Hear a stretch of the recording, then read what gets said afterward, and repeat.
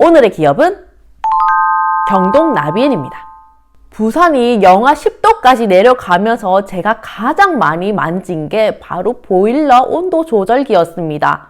그러면서 겨울 필수품이라는 거를 제가 절실하게 느끼고 있는 와중이었는데요. 제가 그러면서 궁금해지더라고요. 보일러 회사는 주식시장에 있을까? 알아보았더니 상장된 회사는 경동 나비엔이었습니다. 경동 나비엔이 겨울에만 반짝이는 건지 아니면 사계절 내내 잘 나가고 있는지 한번 알아볼까요? 경동 나비엔의 비즈니스 모델부터 먼저 보고 갈게요. 이 비즈니스 모델은 가장 최근 발행된 2024년 3분기 사업보고서에 있는 내용을 바탕으로 가겠습니다. 사업의 내용을 보시면 본사는 가스보일러, 기름보일러, 가스온수기 등 국내의 제품을 제조하고 판매를 담당하고 있다라고 적혀 있어요. 그리고 그 밑에는 대표적인 계열사가 이렇게 3가지 나와 있는데 여기서 핵심 부품을 파는 열교환기, 버너 등을 개발하고 생산하고 있는 경동 에버런을 가장 첫 번째로 제시하고 있습니다. 그러면은 가장 많은 거래가 이루어지는 계열사다라고 볼 수 있겠죠. 제가 경동 나비엔을 또 선택하게 된 이유가 미국에 수출하고 있는 또 효자 종목이라고 하더라고요. 그래서 이 고환율 시대에 조금 더 혜택을 받을 수 있는 회사지 않을까 싶어서 또 유심히 봤는데 또 가장 먼저 북미 시장을 내놓고 있네요. 북미 시장, 캐나다, 중국, 멕시코 여러 가지 시장에서 해외 법인지사를 고루 두고 있다라고 적혀 있습니다.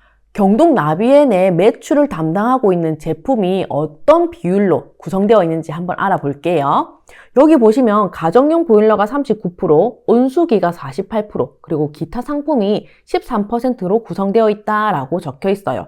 그리고 수출을 요즘에 많이 한다고 했잖아요. 중국은 보일러가 81%고 그리고 러시아도 보일러가 94%로 차지하고 있다라고 적혀 있습니다.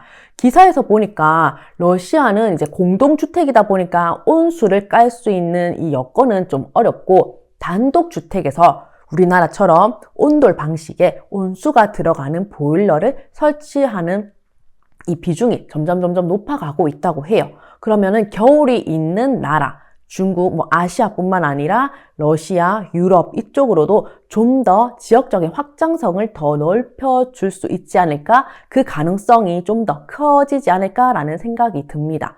그래서 여기 미국을 보시면 미국이 온수기가 75%로 높아요. 그리고 보일러도 21%, 공장인지 가정용인지는 모르겠지만 보일러의 비중도 높아가고 있거든요. 그러면 K 이 열풍에 입어서 온돌에 대한 인식이 좀 더 높아진다면 겨울을 지내는 미국인들의 온돌 수요도 조금씩 높아지지 않을까라는 기대, 저만의 생각이 들었습니다.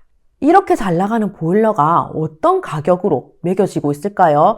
수출하는 이 신규 시장이다 보니까 조금은 저렴하게 팔지 않을까라는 조바심이 조금 들었거든요. 그런데 여기서 보니까 보일러가 2022년에는 51만 원으로 판매가 되었지만 2024년에는 54만 원으로 훅 뛴 가격 변동을 볼 수가 있습니다.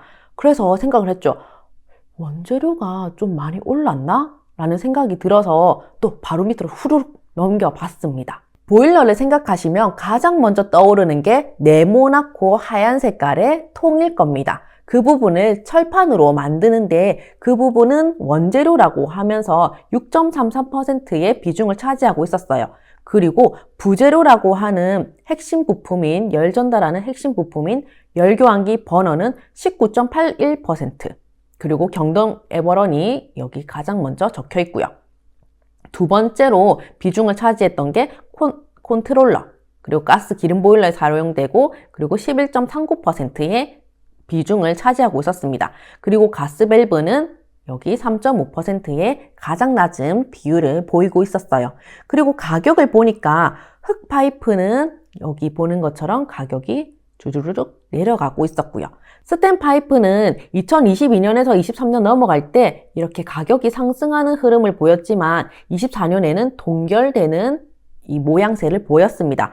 그리고 철판, 철판이 조선업, 하나오션을 알아보면서 가장 많이 들어가는 원재료 부품이 철판이었었잖아요. 그리고 그 원재료의 가격이 점점 내려가고 있는 것을 확인했습니다. 그리고 경동 나비엔에서도 가격이 훅 낮아지는 것을 볼 수 있었어요. 그리고 코일 철판도 이렇게 가격이 내려가고 있었습니다. 정리하자면 매입 단가는 내려가고 있고 판매 단가는 올라가고 있었습니다. 그러면 여기서 우리가 봐야 할 게 얼마나 많이 팔리느냐. 그러면 매출액의 이 증가율이 얼마나 높아지고 있느냐, 이 부분을 핵심적으로 보면 좋을 것 같아요. 경동 나비엔의 수출 물꼬가 잘 터진 것 같은데 경동 나비엔 내부에서는 아직은 좀 더 부족해 느끼는 것 같습니다. 3가지의 사업을 좀 더 넣었거든요. 가장 먼저 창고 보관업이 있었고요. 그 다음에 권유 판매업, 통신 판매업, 전화 권유 판매업을 포함한 서비스업이 이렇게 포함되었습니다. 사업 다각화와 공장 유휴 부지 활용을 위해서 남아있는 창고 이 공간을 효율적으로 활용하기 위해서 선택하게 되었다라고 적혀 있어요. 그리고 청정 환기 시스템이 있는데 이게 주력 육성 사업 중 하나로 밀고 있습니다 라고 적혀 있고, 이거를 케어 서비스 유지 관리가 필수적이라서 전문가가 직접 방문하여 수행하는 쪽으로 가려고 합니다. 그리고 아직 인지도가 낮아가지고 방문 판매업, 통신 판매업, 전화 권유 판매업 등으로 매출을 좀 더 높이려고 합니다 라고 적혀 있어요. 이렇게 보면 쉽게 말했을 때 정수기 렌탈 하는 그런 쪽으로 사업을 하려고 하는데, 코디처럼 기존 전문가가 와서 필터도 갈아주고 청소도 해주고 하면서 쾌적한 환경을 만들도록 노력할 것입니다. 이런 서비스를 제공할 거예요 라고 이렇게 이해하고 계시면 될 것 같습니다. 이제 경동 나비엔의 재무상태표 보고 갈 텐데요. 가장 먼저 현금 흐름표부터 보고 갈게요. 여기 보시면 영업활동 현금 흐름이 이렇게 플러스가 되었습니다. 그리고 희소식은 단기 순이익보다 숫자가 더 많다는 거고요. 그리고 돈이 이렇게 많이 들어왔던 거는 영업활동 현금 흐름으로 창출된 현금이 이렇게 많이 들어오게 되었다. 작년이랑 비교해 봤을 때도 확실히 숫자가 크다는 걸 볼 수가 있습니다. 돈이 많이 들어왔으니까 투자활동 현금 흐름도 이렇게 마이너스가 되었고요. 왜냐하면 우리는 유형자산 취득에 돈을 조금 더 썼습니다 라고 적혀 있어요. 하지만 쓴 것도 작년이랑 비교해보면 거의 비슷하다라고 볼 수 있죠. 마지막으로 재무활동 현금 흐름도 역시 마이너스. 우리가 돈이 많이 들어왔으니까 갚아야 할 돈도 많이 갚았습니다 라고 적혀 있어요. 그렇지만 우리는 장기 차입금으로 돈을 조금 더 빌리긴 했어요. 하지만 이렇게 해가지고 돈은 좀 남았습니다. 이만큼 남았어요 라고 적혀 있네요. 작년이랑 비교해 봤을 때는 돈이 적은 거는 사실입니다. 하지만 작년에 2022년에 돈이 이렇게 많이 남았던 것도 재무활동 현금 흐름에서 돈을 많이 빌렸던 거거든요. 2023년의 현금 흐름은 영업활동 현금을 통해서 현금을 많이 확보를 해서 갚을 거 갚고 그 다음에 투자할 부분은 투자를 해서 이렇게 좋은 현금 흐름 패턴을 보이고 있다. 그리고 영업활동 현금 흐름에서 많은 돈을 이뤄냈다는 이 숫자에 플러스를 주면 좋을 것 같네요. 연결손익계산서 보고 가겠습니다. 매출액은 2023년을 기준으로 1조 2천억 원을 벌었습니다. 2021년에서 2022년 넘어올 때는 5%의 상승률을 보였고요. 그 다음에 2023년으로 넘어올 때는 4%의 성장률을 보였습니다. 저는 조금은 아쉬웠어요. 기사에서 난 만큼 매출이 좀 크게 나타나지 않을까 싶었는데 10%가 되지 않는 증가율이라서 저는 조금은 실망했습니다.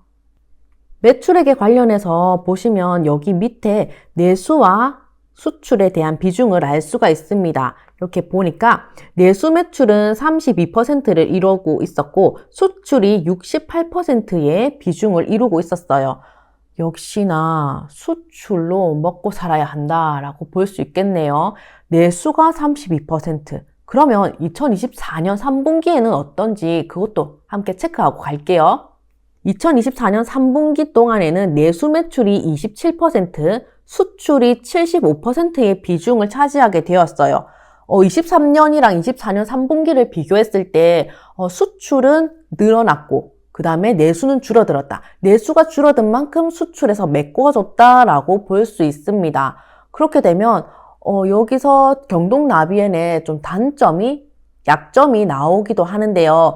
보일러 이 부분이 건설 경기랑 좀 많이 밀접한 관련이 있습니다. 건설 경기가 나빠지면 아파트를 많이 짓지 못하기 때문에 이 한 세대당 하나씩 들어가는 보일러의 수요도 점점 줄어들겠죠. 그리고 보일러를 한번 설치하게 되면 다음 설치할 때까지 대략 한 8에서 10년 정도는 사용한다고 볼 수도 있고, 아니면 정말 고장이 나서 이거 교체만이 답입니다 할 때 결제를 하게 되는 거거든요. 그럼 한 번 사고 두 번째 살 때의 기간이 좀 더 크다, 넓다 라고 볼 수도 있고, 길다고 볼 수도 있고, 그 다음에 계절성에 한 몫을 한다. 겨울이 이 보일러의 성수기라고 볼 수 있습니다. 한 9월부터 그 내년 한 2월, 좀 늦으면 3월 초에 이제 겨울이 있다 보니까, 기온이 낮다 보니까 수요가 좀 많이 있는 부분이에요. 그래서 경동나비엔 보일러 시장에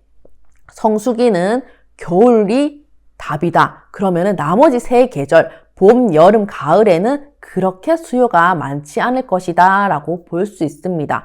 그때 이제 보일러의 또 다른 매출, 판매가 어떻게 이루어지는지, 그래서 청정환기 시스템, 그리고 온수기, 온수 매트 이 부분에 주력 상품으로 또 넣고 광고하지 않았나라는 생각이 드네요.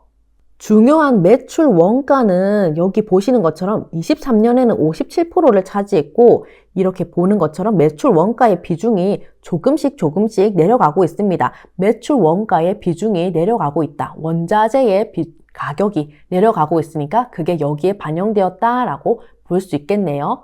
그러면 영업이익 기대되시죠? 하지만 여기 판관비에서 띠리리 34, 35, 32 30%대의 고정비가 꾸준히 발생한다고 볼 수 있습니다. 왜냐하면 판관비에서 거의 고정비라고 볼 수 있고요. 매출 원가가 변동비라고 볼 수 있거든요. 그러면은 매출이 작아진다고 했을 때 고정비의 비율이 높아지니까 여기에 대해서 원가에 대한 부담이, 나가야 하는 돈에 대한 부담이 좀 높을 수도 있다라고 볼 수 있어요. 그러면 판관비가 30%나 차지하게 되는데 이 부분이 뭔지 조금 짚고 넘어갈게요. 판관비의 주석 보고 가겠습니다. 판관비에서 가장 1등 부분을 차지하는 게 여기 급여 부분이었고요.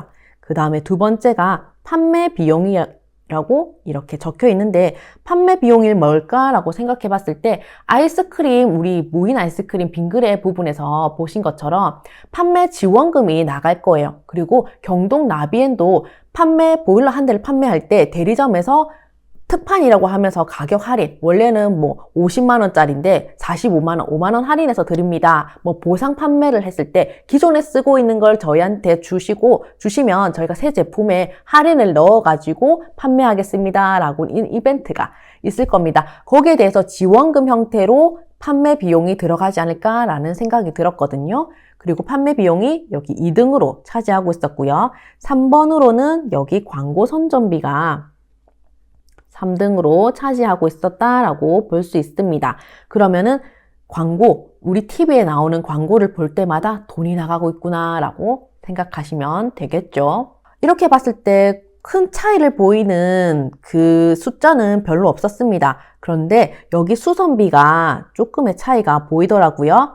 이렇게 불경기다 보니까 기계를 하나 사는 것보다는 어떻게든 고쳐서 쓰려고 노력했다라고 볼 수 있고, 그 다음에 교육훈련비가 이렇게 갑자기 뛰더라고요. 그래서 이제 위에서 종업원 급여를 받거든요. 급여를 받더니 여기 급여가 2022년에 비해서 조금은 상승된 거를 볼 수 있었습니다. 수출을 많이 하고 그 4%의 그 매출 증가율을 보이면서 인력이 좀 필요하지 않았나, 거기에 대해서 직원도 교육을 해야 되니까 교육훈련비가 2022년에 비해서는 조금 더 늘어난 경향을 보이지 않았을까라고 생각을 해봤습니다. 그리고 여기에 있는 운반비가 거의 한 절반 가까이 줄어든 게 보이시죠? 이게 저는 왜 이렇게 줄어들었지? 라고 보니까 해상운임 지수를 보니까 이 가격이 2022년에 비해서 많이 내려가고 있더라고요. 거의 바닥을 쳤다라고 볼 수 있었고 2023년 12월쯤에 이래 반등을 해가지고 왠지 그 중동 전쟁이랑 또 러시아, 우크라이나 전쟁이 또 한 번 같이 일어나고 해가지고 겹친 부분이 아닐까. 거기서 좀 해상의 운임이 좀 불안정 상황이라서 임금이 아니면 그 지수가 올라간 게 아닐까라는 생각이 들었습니다. 그래서 2023년에는 바닥이라서 이렇게 마이너스 거의 2배 가까이 내려간 금액이 보이는 거고, 그 다음에 2024년에는 조금은 상승하고 있는 시기이기 때문에, 흐름이기 때문에 24년에는 운반비가 조금은 증가세를 보일 수도 있겠다. 그리고 수출하는 물량이 많았다면 조금 더 큰 숫자를 보일 수 있겠다라고 생각하실 수 있고 예측하시면 될 것 같아요. 이제 영업이익이 이렇게 9%, 5%, 6%의 숫자를 보여줬습니다. 2022년에 비하면은 좋은 비율이 아닌가, 비중이 아닌가. 그러면 2024년에 매출이 증가되었을 것 같은데, 영업이익 정말 궁금해진다. 2자리가 나왔으면 좋겠다라는 생각이 드네요. 그리고 당기 순이익에서도 그렇게 큰 감소폭 없이 7%로 마무리하고 끝났습니다. 생각보다 2024년에 숫자가, 비중이 어떻게 나타날지 궁금해진다라고 생각이 되네요. 좀 기대가 되네요.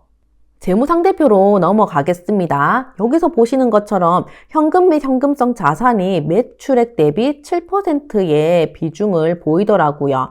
그래서 10% 안팎이라서 현금을 많이 보유하고 있진 않다. 하지만은 작년보다 2022년보다는 크다라는 거에 대해서 괜찮네 라고 생각했어요. 그리고 이 많은 돈을 모두 금융기관으로 다 예치시켜 놨습니다. 여기서 무려 증가율이 332%의 비중을 보였어요.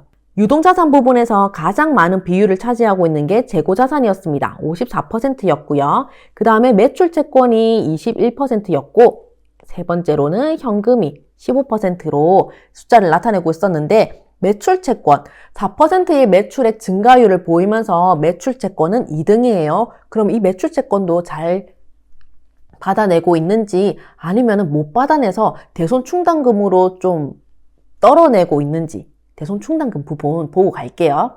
2021년에 매출채권 대손충당금 비율이 3%였고요. 2022년에 8%로 올랐습니다.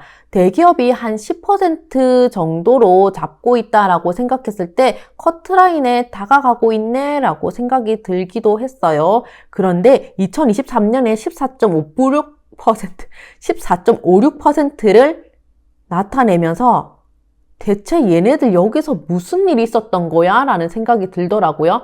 4%의 매출 증가율도 보이고 수출에 대한 증가율도 보였는데 왜 매출 채권에서 발목을 잡고 있지? 라는 생각이 들어서 혹시 얘네들끼리 뭔 일이 있나? 뭐가 걸렸나? 라는 생각이 들더라고요. 그래서 특수관계자로 바로 보고 싶었습니다. 이 보고서는 주식회사 경동원의 별도 감사 보고서예요. 그 매출액에 대한 주석 부분인데요.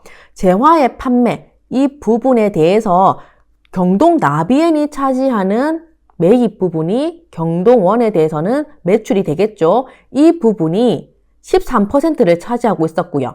그 다음에 여기서 말하는 용역 부분이 30%를 차지하고 있었습니다. 그래서 여기에 모두 더해서 그 값이 한 16% 차지하고 있더라고요. 2022년이랑 비교해 봤을 때는 재화의 판매 부분에서는 이렇게 내림세를 보이고 있지만 용역 부분에서는 동일한 비중을 차지하고 있다라고 볼 수 있습니다. 그리고 여기서 총 합계 부분에서도 내려는 가고 있지만 우선은 15% 이상의 매출은 경동나비엔이 담당하고 있다. 그래서 경동원이 다른 부분에서 경쟁을 하더라도 15%만큼의 매출은 걱정 안 해도 된다. 경동나비엔이 이렇게 메꿔주고 있으니까 라고 생각하시면 되는데 이 부분에 대해서 저는 좀 좋지 않은 생각이 들더라고요. 왜냐하면 이 매입 부분이 되는 거기 때문에 경동원이 아니라 다른 회사에서 좀 더 가성비 좋은 상품을 줄 수도 있는 거고, 거기에 거래를 해서 원가는 더 낮추고 그리고 영업이익은 더 높일 수도 있는 이 기회를 일감 몰아주기라는 방법으로 이렇게 주주들이 가장 많이 피해를 보게끔 하는 게 아닐까라는 생각이 들었거든요. 그래서 이제 또 찾아봤죠. 이게 진짜 일감 몰아주기일까라고 봤더니 이제 2017년 뭐 이렇게 해가지고 기사들이 좀 많이 나타나 있더라고요. 그래서 경동나비에는 이렇게 금융시장에서 일감 몰아주기 방법으로 하고 있는 게 아닌가 하고 좀 눈여겨보고 있는 종목이다, 기업이다 라고 생각하시면 됩니다. 그 부분이 저는 좀 크게 경동나비엔이 미국에서 온수기 시장 1등을 차지하고 있는 거 모르시나요? 그리고 일감 몰아주기 그 기사는 그때는 났지만 지금은 안 나고 있잖아요. 잘 경영하고 있다는 뜻 아닐까요? 라고 생각하실 수도 있을 것 같습니다. 하지만 저는 조금 걸렸던 부분이 바로 이 최대 주주의 부분이었어요. 2023년 현재 주주 현황은 경동원 등 특수관계자가 57.61%를 차지하고 있고요. 그리고 개인이랑 기관이 합쳐서 41.6%, 그 다음에 자사주가 0.79%를 소유하고 있습니다. 라고 적혀 있어요. 그래서 개인이랑 기관이랑 힘을 합쳐서 막 뭐라고 해도 경동원 등 특수관계자를 이길 수가 없다라는 판단이 들었습니다. 그럼 이 경동원은 또 무엇일까라고 봤거든요. 주주에 관한 사항에서 좀 더 자세히 볼 수 있었는데요. 주식회사 경동원이 최대 주주로 되어 있고 지분율은 아까 보신 것처럼 56.72%, 그리고 손연호, 여기서 대표이사거든요. 대표이사가 0.89%, 아주 작은 비중을 보이고 있습니다. 그런데 좀 더 내려가서 이 경동원에 대해서 손연호 대표이사가 가진 비중이 지분율이 27.45%로 거의 30%에 가까운 숫자를 보여주고 있어요. 경동원이 창업주가 있고 그 밑에 첫째 아들, 둘째 아들, 셋째 아들이 이렇게 있거든요. 거기서 둘째 아들이 바로 손연호 대표이사입니다. 그리고 이 세 명의 지분율이 대략 한 3등분해서 이제 나눠 갖고 나머지 부분은 이렇게 여러 사람이 갈래갈래 갖고 있다라고 볼 수 있는데, 이 경동원, 이 회사가, 사람 이름 같은데, 이 회사가 비상장 회사예요. 비상장 회사라서 우리가 어떻게 주식을 살 수가 없고, 이 비상장 회사가 경동나비엔을 통해서 거의 배당금을 받아가고, 그 다음에 매입을 통해서 그 매출을 올리고 있는 회사입니다. 비유동자산에서 가장 많은 부분을 차지하는 게 바로 여기 유형자산 부분입니다. 역시나 제조업을 하는 회사다 보니 유형자산 부분이 가장 크다라고 볼 수 있어요. 경동나비엔의 유형자산을 보시면 가장 많은 부분을 차지하는 게 건물, 공장이겠죠. 그 부분에 들어가는 기계장치가 이렇게 2등으로 자연스럽게 따라가고 있습니다. 그런데 저는 여기서 조금은 의아했던 게 바로 무형자산 부분이었어요. 경동나비엔의 무형자산 부분입니다. 무형자산에서 가장 많은 부분을 차지하는 게 바로 소프트웨어였어요. 보통은 산업재산권에서 특허가 이게 들어가 있기 때문에 이 부분이 2등이라도 1등이랑 거의 가까운 이제 2등이지 않을까라고 생각했는데, 와, 소프트웨어가 거의 압도적인 1위를 차지하고 있더라고요. 그러면 경동나비엔 이 보일러에 AI가 접목되었나?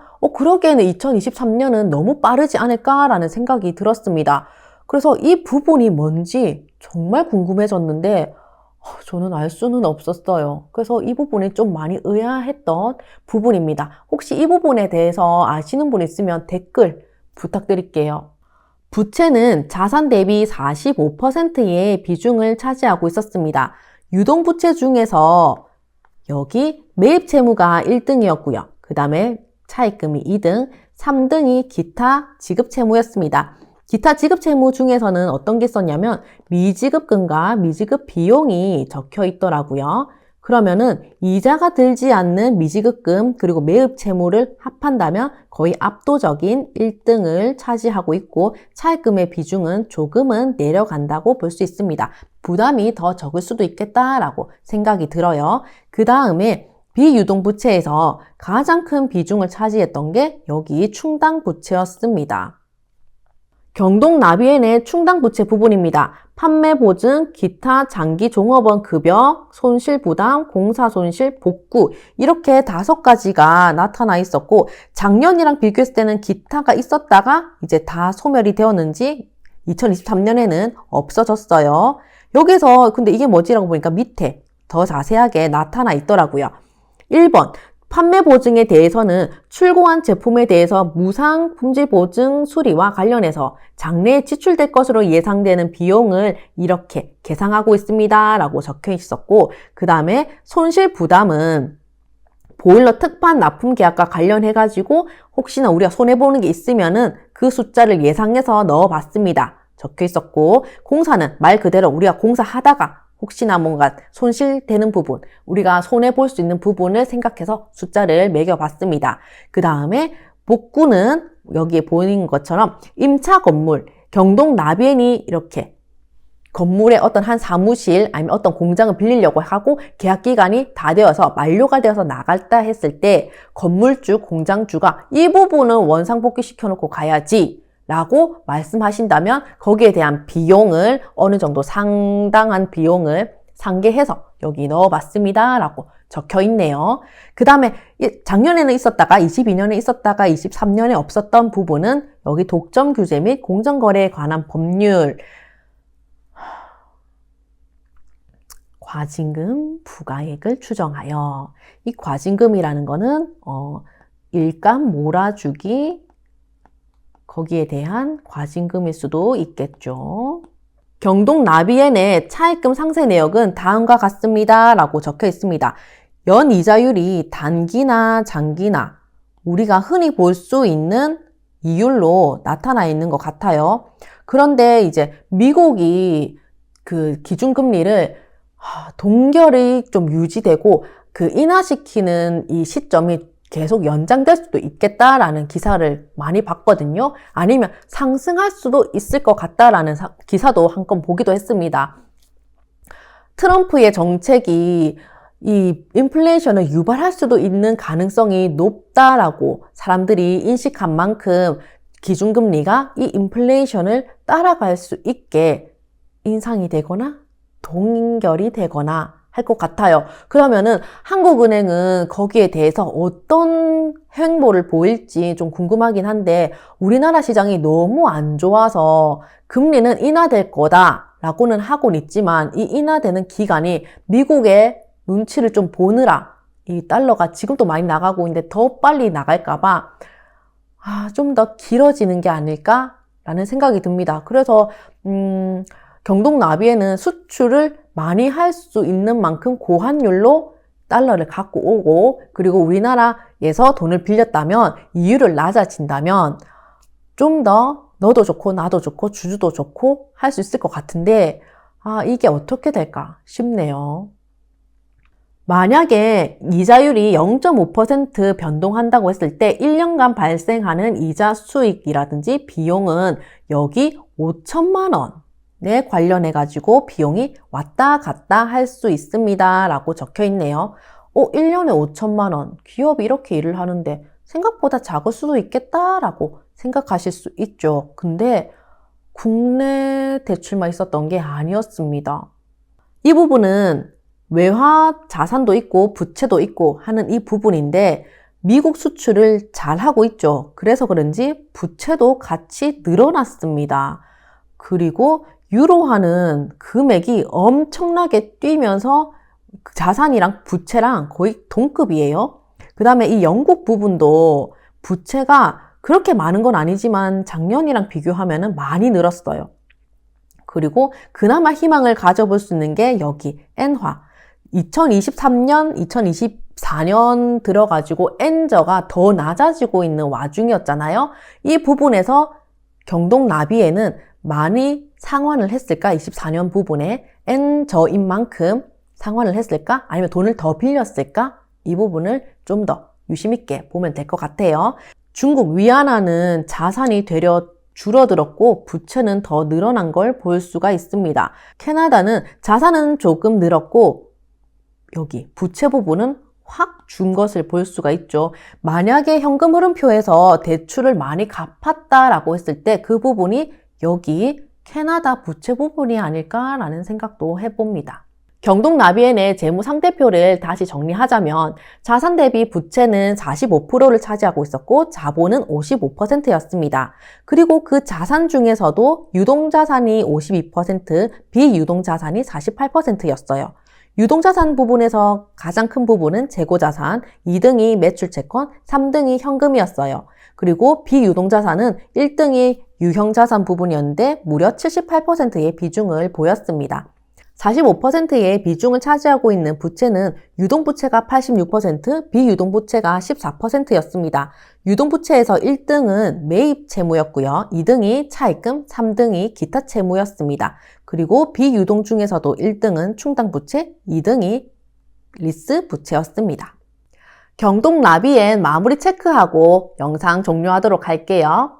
경동 나비엔은 어떻게 분류할까요? 저는 우량주라고 봤습니다.